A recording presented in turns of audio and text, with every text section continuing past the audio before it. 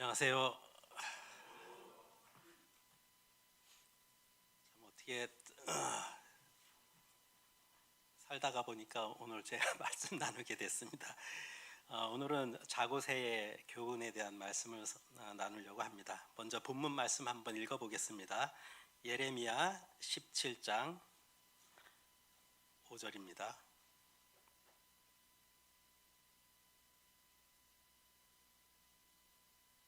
예레미야 17장 5절.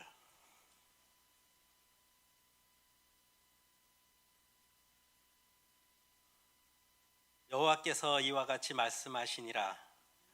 무릇 사람을 믿으며 육신으로 그의 힘을 삼고 마음이 여호와에게서 떠난 그 사람은 저주를 받을 것이라.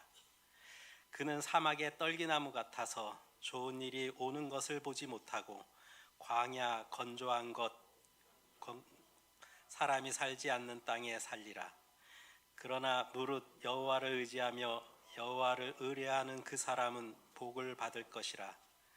그는 물가에 심어진 나무가 그 뿌리를 강변에 뻗치고 더위가 올지라도 두려워하지 아니하며 그 잎이 청청하며 가무는 해에도 걱정이 없고 결실이 11절입니다. 불의로 치부하는 자는 자고새가 낳지 아니한 알을 품은 같아서 그의 중년에 그것이 떠나겠고 마침내 어리석은 자가 되리라. 13절입니다.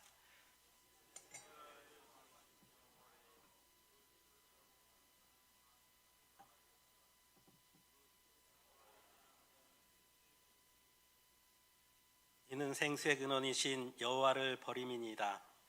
여호와여, 주는 나의 찬송이시오니 나를 고치소서. 그리하시면 내가 낫겠나이다. 나를 구원하소서. 그리하시면 내가 구원을 얻으리이다. 오늘 말씀은 여기 빨간색으로 된 부분 있죠. 1번 자고새에 대해서 좀 알아볼 거고요. 2번 주를 버리는 자는 수치를 당한다. 3번 2번에 보면 위에 5절에는 여호와에게서 떠난 사람은 저주를 받는다. 13절에는 버린 사람은 주를 버리는 자는 수치를 당한다. 단 3번은 7절입니다. 여호와를 의지하며 여호와를 의뢰하는 그 사람은 복을 받을 것이다. 14절에 보면 주는 나의 찬송이시다. 성도님들은 결혼 어떻게 하셨나요? 중매 결혼입니까? 연애 결혼입니까? 저는 반반이거든요. 어느 날 마음에 든 그 자매가 있어갖고 소개 좀 시켜달라 그랬죠. 그래갖고 이제 중간에 이제 중매인이 이제 다리 역할을 해갖고 어쨌든 이래저래 우여곡절 속에서 있다가 이제 결혼을 하게 됐는데, 두 사람이 결혼을 하면 중매쟁이라고 해야 되나? 중매인은 뒤로 물러가야 되잖아요. 근데 두 사람이 결혼을 했는데도 계속 사이에 끼어들면 좀 그렇죠. 결혼을 했는데 결혼을 한참 했는데도 불구하고 중매인이 그립다든지 중매인을 만나고 싶다든지 자꾸 중매인하고 거리가 멀어져야 되는데 가까워지면 그것도 정상은 아니죠. 결혼한 사람은 중매인하고는 점점 멀어지고 둘 사이가 점점 관계가 깊어지고 그 다음에 서로 이제 사랑이 이제 더 깊어져야지만 정상적인 건 잘 알잖아요. 누군가 귀한 선물을 만약에 택배로 보내줬다면 누구한테 고마워해야 할까요? 택배 기사입니까? 아니면 그 선물을 보내준 사람이겠습니까? 당연히 선물을 보내준 사람이잖아요. 구약 성경에 보면은 바벨탑 짓는 장면이 나오잖아요. 이 바벨은 사람을 세우는 거잖아요. 사람을 세우고. 근데 몸된 교회는 누구를 세워야 됩니까? 우리의 머리 대신 예수 그리스도를 세우는 곳이잖아요. 제가 이제 그 성경을 여러 번역본을 이렇게 비교하면서 매 그렇게 보거든요. 근데 개역 개정과 개역 한글을 보게 되면은 뭐랄까 제가 가야 할 그 방향에 대해서 좀 선명하게 표현되지 않은 것이 좀 있더라고요. 예를 들어서 다른 쉬운 말이나 새 번역이나 현대 성경에 보면 예를 들면 이런 거예요. 하나님이 참 하나님이시다, 참된 신이시다. 그것과 하나님만이, 주님만이 참된 신이시다. 어느 게 더 훨씬 가슴에 와닿습니까? 만이잖아요, 만자. 그러니까 개역 개정과 개역 한글에는 만자 들어간 게 별로 없어요. 근데 다른 성경에 보면은 하나님만이, 그러니까 하나님만을, 주님만을, 여호와만을,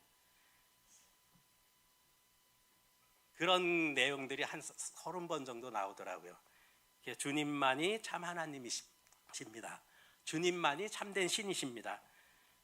주님만이 나의 반석이십니다. 주님만이 나의 피난처이십니다. 주님만이 나에게 평안을 주십니다. 주님만이 죄를 용서하십니다. 주님만이 구원하십니다. 사람의 마음을 아십니다. 주님만이 거룩하십니다. 주님만이 주 우리의 하나님이십니다. 주님만이 우리 주님이시라는 거죠. 또 이제 어디 보면은 하나님만을, 주님만을, 그냥 개역개정에는 그냥 주님을, 하나님을 이렇게 돼 있는데 다른 성경에 보면은 주님만을 섬깁니다. 주님만을 따르겠습니다. 주님만을 바라봅니다. 주님만을 기다립니다. 주님만을 경외하겠습니다. 주님만을 사랑하겠습니다. 주님만을 자랑하겠습니다. 주님만을 기뻐하겠습니다. 주님만을 생각합니다.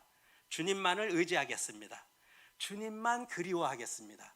주님만 사모하겠습니다. 다르죠? 그 다음에 주님께만, 하나님께만, 주님께 이렇게 돼 있지 않고 주님 만자가 붙는 구절이 몇 군데 있는데 그것도 한 6군데 정도 나오는데 주님께만 구원이 있습니다. 주님께만 소망이 있습니다. 주님께만 순종하겠습니다. 주님께만 경배하겠습니다. 주님께만 찬양하겠습니다. 주님께만 영광을 돌리겠습니다.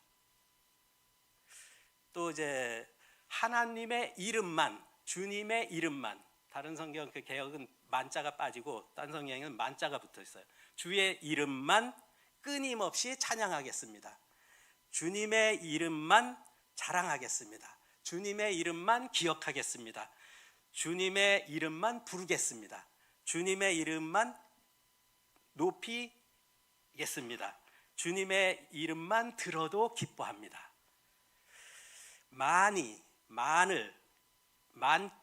깨만, 그 다음에 이름만, 이런 것을 이렇게 묵상하다 보면 내가 나가야 할 방향이 선명하게 더 보이더라고요.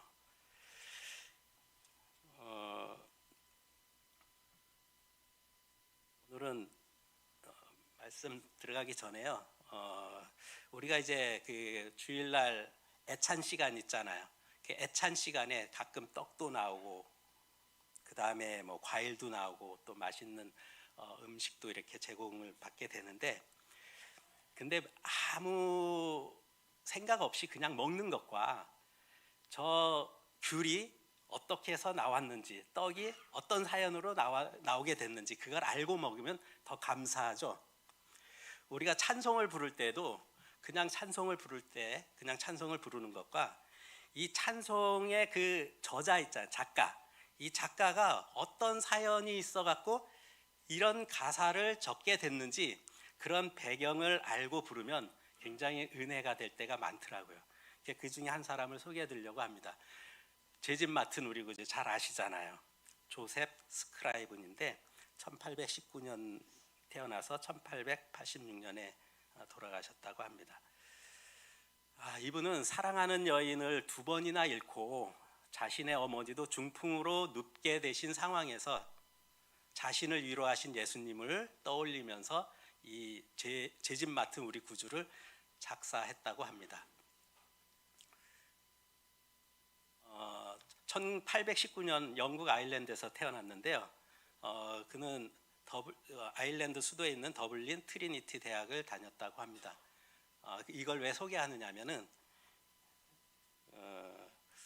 그 다음에요 여기. 그래서 그분은 이제 부모님의 영향을 받아 플리머스 형제단 신앙을 받아들였다고 해요. 그래서 오늘날 그것이 기독교 형제단인데요. 플리머스 형제단이 처음 시작될 때의 그 배경이 그 더블린의 트리니티 대학에 소속된 몇 명과 그 다음에 그 외부에 있는 몇 사람이 그 당시에 그 교회가 너무 형식적이고 전통에 얽매여 있는 그런 것을 깨닫고 성경으로 돌아가자 해갖고 이런 어떤 성경 중심의 모임을 갖게 됐다고 해요. 그러다가 그게 이제 한 단계 한 단계 발달되다가 이제 나중에 그 플리머스 형제단이라고 이제 일컫게 되는데요. 그래서 이분은 이제 이쪽 그 플리머스 형제단의 소속입니다. 저는 이 이야기를 듣고 뭘 찾아봤겠어요? 예배 찬송가를 찾아봤어요. 제 집 마트 우리고 있나 하고 찾아보니까 없는 거예요. 그래서 이거 뭐지? 그래서 이제 한번 그걸 이제 제가 영상으로 한번 보겠습니다.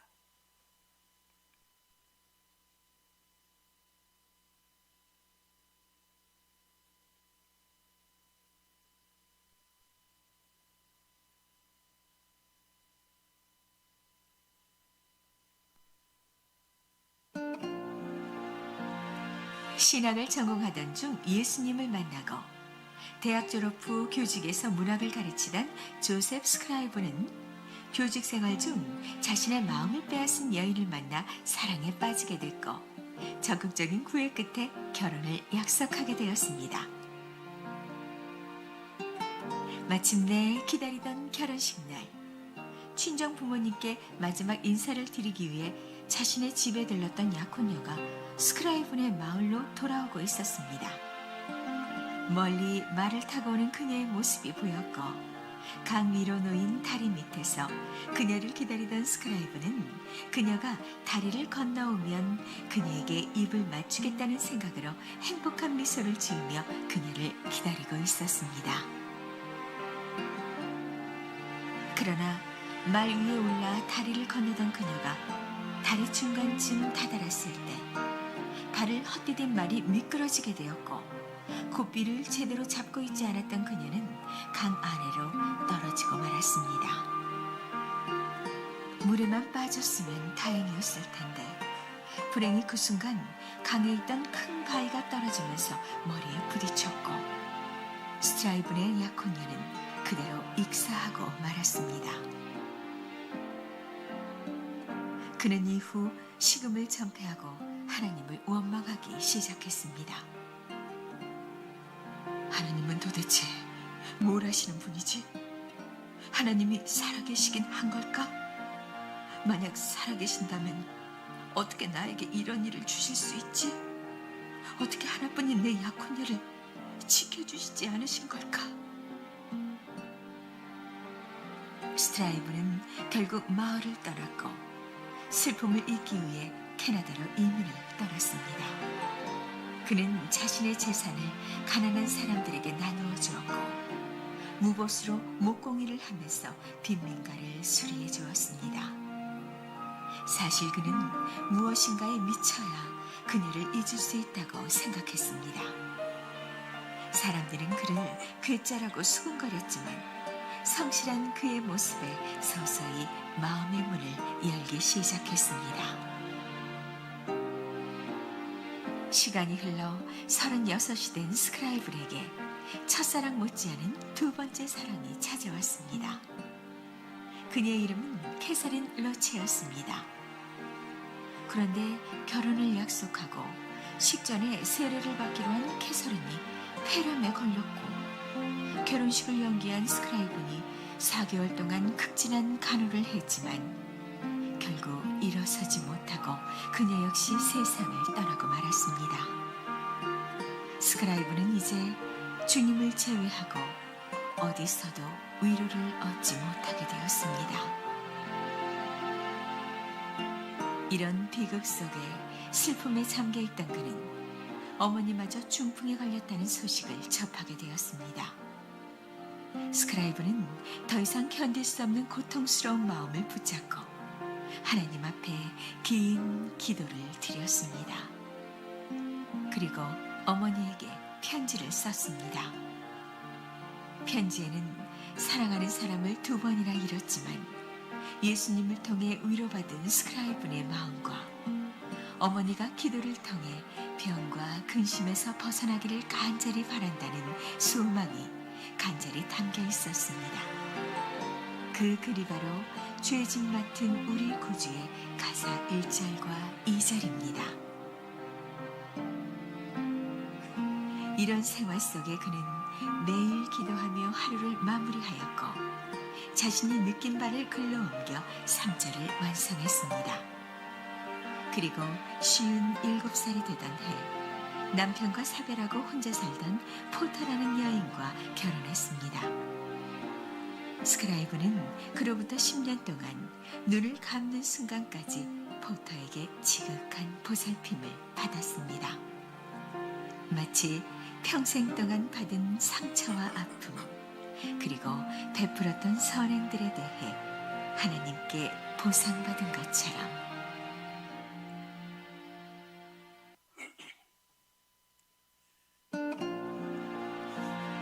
신학을 전공하던 중 이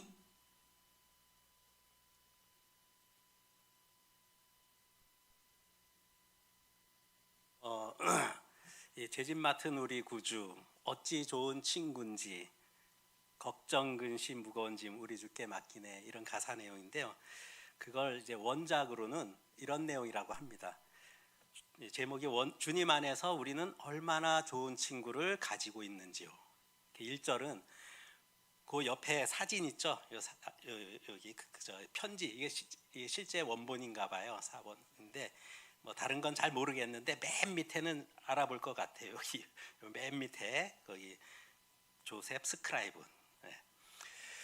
다른 건 번역이 안 되는데 자, 1절은 우리의 모든 죄의 근심들을 짊어지신 주님 안에서 우리는 얼마나 좋은 친구를 가지고 있는지요.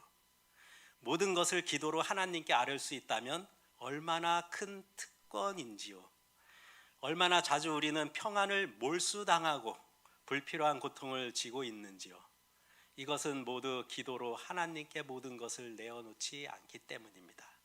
주님께 멀어졌을 때, 어려움과 힘든 일이 있을 때 평안을 찾을 수가 없죠. 그래서 이제 평안을 몰수당했다고 이렇게 표현됐는데, 시련과 유혹 가운데 있습니까? 어느 곳에서 고통을 받고 있는지요. 우린 결코 낙심하지 말아야 합니다. 기도로 주님께 가져갑시다. 우리는 모든 애통함을 나눌 신실한 친구를 찾을 수 있을까요? 주님께서는 우리의 연약함을 아시오니 기도드려 주님께 아뢰읍시다. 요 무렵에 1절, 2절 하고 3절은 나중에 이제 완성했다고 합니다. 그 3절 내용은 끝부분에 보면 세상 친구 멸시하고 조롱하여도 예수 품에 안겨서 참된 위로 받겠네. 전 이 가사가 이제 마지막 절 너무 좋아요. 세상의 멸시와 조롱을 당해도 예수님 품에 안겨서 참된 위로 받는다.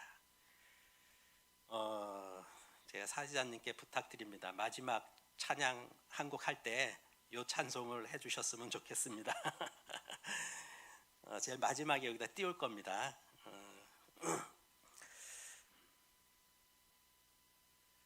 욥기에 보니까 주여 내가 아무리 입을 열어 말을 해도 내 고통이 풀리지 않습니다.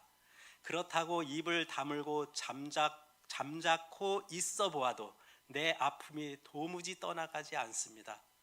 얼마나 욥에게 고통과 아픔이 있는지 이제 알 수 있죠. 오 주여 이 몸을 어여삐 여겨 주소서. 시편입니다. 다윗은 오 주여 이 몸을 어여삐 여겨 주소서. 지금 내가 고통 가운데 있습니다. 고통이 하도 심하여 나의 두 눈에서는 쉴 새 없이 눈물이 줄줄 흘러내리고 나의 몸과 마음도 지칠 대로 지쳐 말을 듣지 않습니다.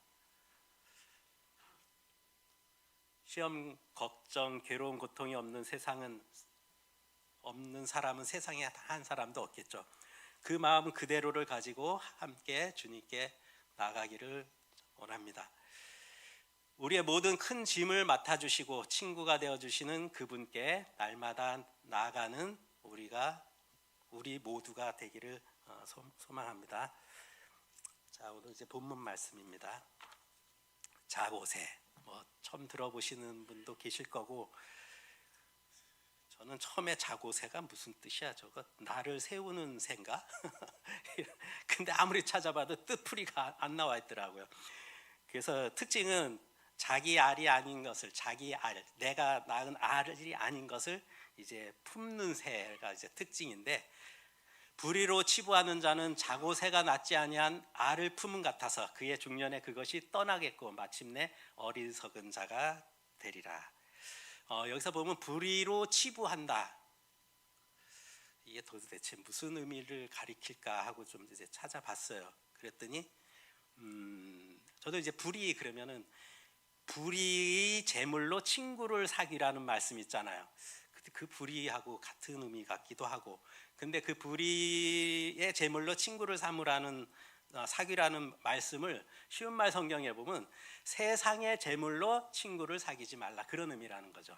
그러니까 어떤 도둑질 해갖고 한 그런 게 아니고 세상의 것, 잠깐 있다가 없어지는 이런 걸로 친구를 사귀라는 거죠. 여기서 말씀하시는 어떤 이런 내용도 그런 의미라고 생각이 드는데요. 자, 현대 성경은 이렇게 나옵니다. 부정한 방법으로 재산을 쌓는 사람은 다른 새가 낳은 알을 품었다가 새끼들이 도망가는 꼴을 보는 자고새와 같아질 것이다. 그러니까 이제 자고새가 어떤 건지 확실히 이제 보이죠. 다른 새가 낳은 알을 내가 품었다가 나중에 이 새끼가 커지면 다 도망간다는 거죠. 근데 이 자고새는 그것도 모르고 품는다. 그러듯이 그는 인생의 가장 좋은 시절에 모든 재산을 내주게 될 것이고 말년에는 빈손으로 죽어갈 것이다 라고 이제 말씀에 나와 있더라고요. 모든 재산.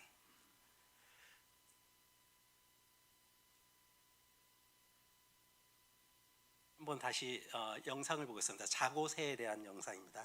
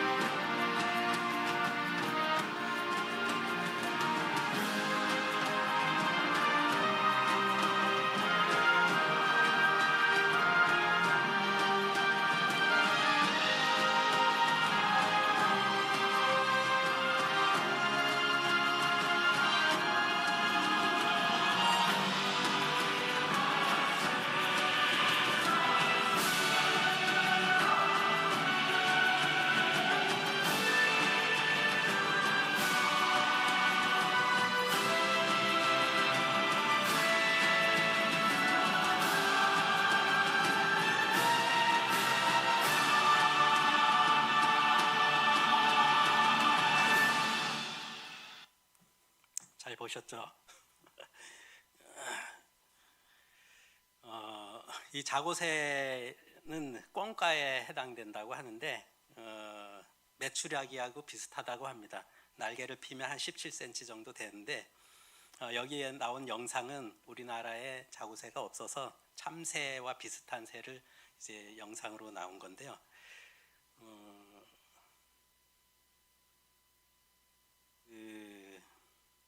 이 자고새는 몸이 크고 그 다음에 좀 둔하다고 해요. 그래서 어떤 사람이나 맹수가 쫓아오면은 도망가다가 머리만 쳐박는데요. 머리만. 그리고 몸뚱아리는 밖에 있고 머리 쳐박으니까 눈에 안 보이니까 캄캄하니까 자기는 숨었다고 생각하는 거죠. 뭐 이제 그런 새라고 합니다. 그리고 또 둥근 거 있으면 무조건 훔쳐다가 품는데요. 그래서 골프장에 골프공이 없어지면 자고새가 훔쳐간 거라고도 합니다. 영상 보다가 보니까 제가 느끼는 게 참 뻐꾸기 새끼 참 얄밉다. 참 야속하고 영악하고 참 너무 이기적이고 다른 거 다 내던지잖아요. 또 자고새를 생각하니까는 너무 어리석은 거죠. 너무 우둔하고 미련하고 이렇게 황당한 일이 어디 있을까라는 생각이 좀 들고 왜 저렇게 살지? 그거를 이제 하나님은 우리에게 좀 너는 왜 이렇게 사냐라고 물으시는 것 같습니다. 자고새의 교훈 한 3가지를 생각해 봤습니다. 아무 생각 없이 무조건 열심히 살아가는 거죠. 이게 옳은 줄 알고 자고새처럼 언젠간 떠날지도 모르는데 그냥 욕심이 많아갖고 그냥 계속 품고 있는 거예요. 옛적부터 남에게 좋은 일만 하며 헛고생합니다. 조상 때부터 계속 해왔으면 뭔가 학습 능력이 있으면 저래서는 안 되겠구나 이런 생각을 가질 텐데 계속 하고 있거든요. 그게 사람이 아닌가 싶어요. 우리도 내가 왜 이렇게 살았지? 한 해 왜 이렇게 보냈지? 이렇게 돌아본 배 후회하고 뭐 이러는데 또 다음에는 또 그렇게 살잖아요. 홈쳐온 알을 부화시켜 키웠지만 새끼가 자란 뒤 둥지를 떠나버림으로써 그동안의 모든 노력이 헛된 것처럼 하나님을 떠나서 자신을 의지하고 세상의 소망을 품고 살아가며 얻은 모든 것이 마지막에 가서는 모두 사라지는 허망한 최후의 모습을 그려주고 있죠.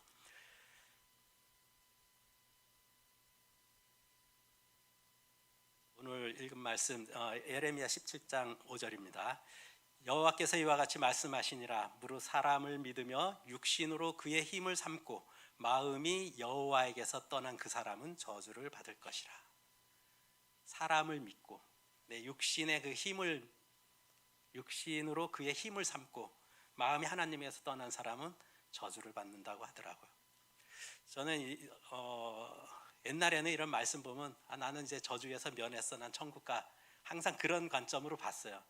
근데 최근에는 이게 꼭 그런 경우에만 해당되는 게 아니라 지금 내게도 주님이 해당되는, 저주는 안 받겠지만 정말 나를 믿고 정말 하나님을 떠나서 사는 삶은 정말 고통과 아픔과 마음의 어떤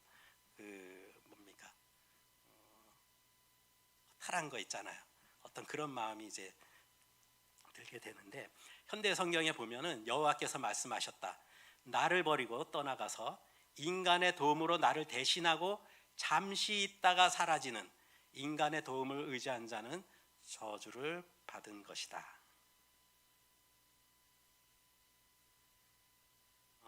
예레미야 성경입니다.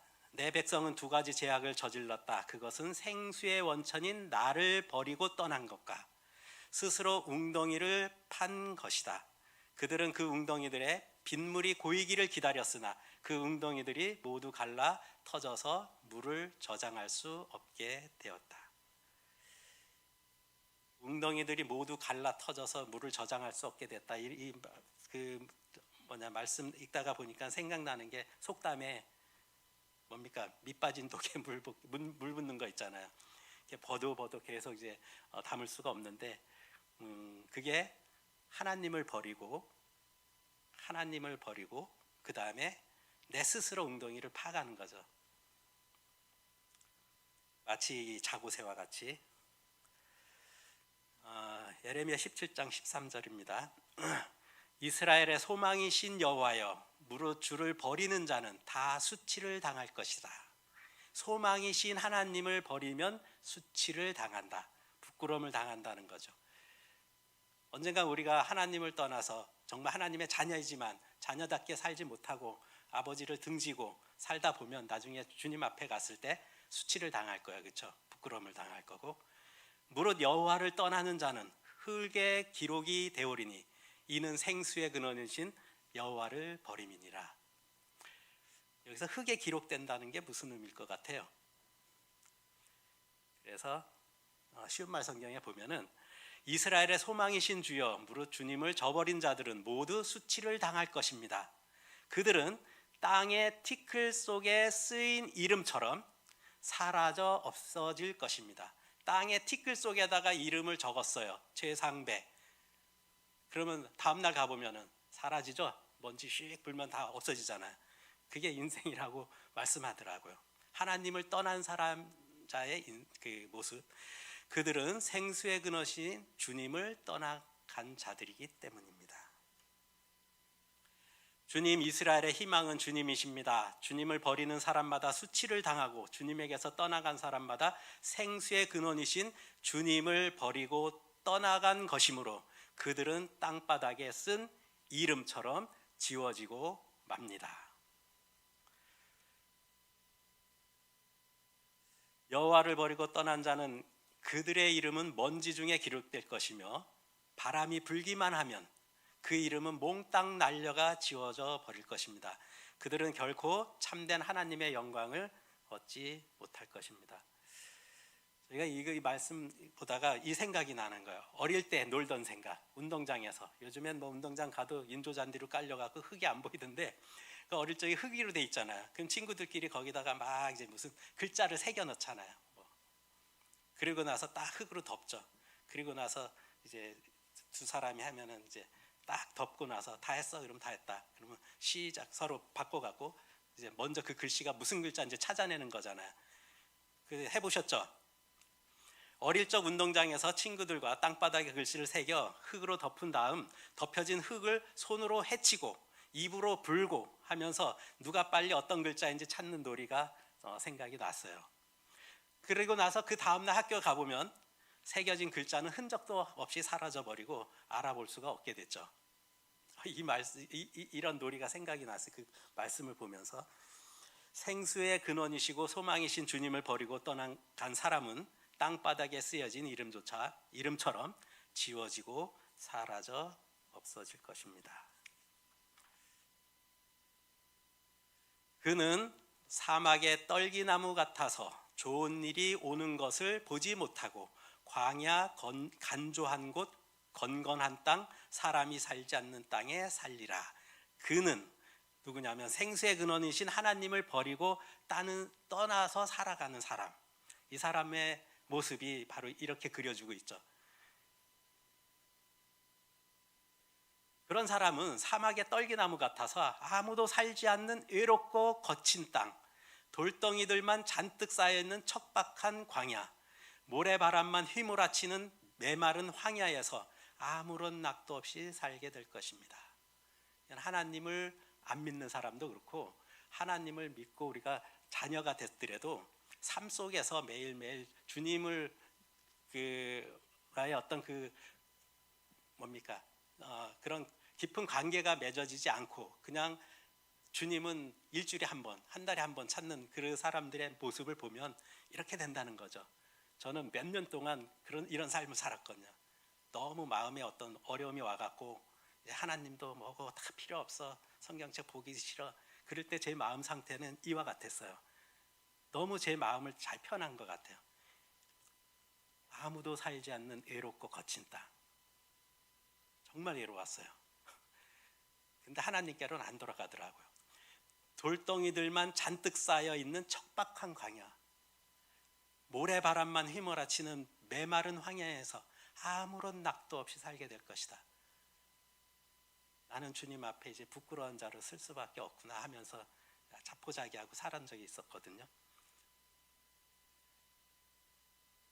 그는 볼모지에 생겨난 애처로운 떨기나무처럼 수액이 없고 활기가 없고 쓸모가 없고 가치가 없을 것입니다. 그가 유한으로 삼던 모든 것이 그를 저버릴 것이며 그의 희망은 사라져 버릴 것입니다. 그는 시들어 버릴 것이며 스스로 낙심할 것이며 풀이 죽은 것이며 자기 주위의 모든 자에게 질밟힘을 당할 것입니다.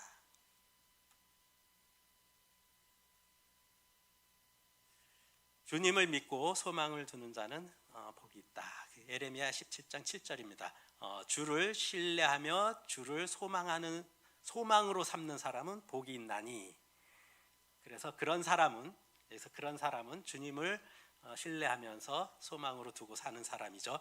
물이 넉넉한 시내 곁에 깊이 뿌리를 내리고 심겨진 나무와 같아서, 이 나무 한번 상상해 보세요. 얼마나 좋겠어요. 옆에 물가에서 자라는 나무. 아무리 가물어도 걱정이 없는 거죠. 내리쬐는 여름철의 떼약볕도 하나도 두렵지 않죠. 그 잎사귀는 항상 푸르고 싱싱하다. 오랫동안 비가 내리지 않는 심한 가뭄에도 전혀 걱정할 것이 없고 언제나 좋은 열매를 주렁주렁 맺을 것이다. 어느 날 제 마음이 회복이 되면서 하나님이 저에게 소망이 됐어요. 이게 하나님 믿는 거구나. 그런 걸 알게 되면서 제 마음에 그렇게 척박한 땅에서 바뀌어가고 진짜 이렇게 항상 푸르고 싱싱한 어떤 그런 마음의 상태로 하나님께서 회복시켜 주셨거든요.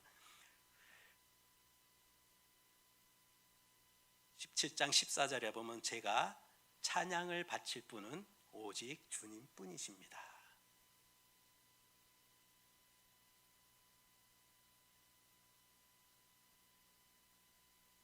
그러나 귀신들이 너희에게 항복하는 것으로 기뻐하지 말고 너희 이름이 하늘에 기록된 것으로 기뻐하라. 이 말씀 보면서 전에는 귀신들이 막 나가서 기도했더니 귀신이 쫓겨나고 그다음 뭔가 이제 어떤 일적으로 뭔가 이렇게 나타나는 거 있잖아요. 그런 걸 많이 쫓았어요. 근데 마음은 공허해지더라고. 주님은 뭐라고 하냐면 귀신이 너희에게 항복한 것으로 기뻐하지 말고 너희 이름이 하늘에 기록된 것으로 기뻐하라. 하늘의 것을 찾아라. 이렇게 보여요.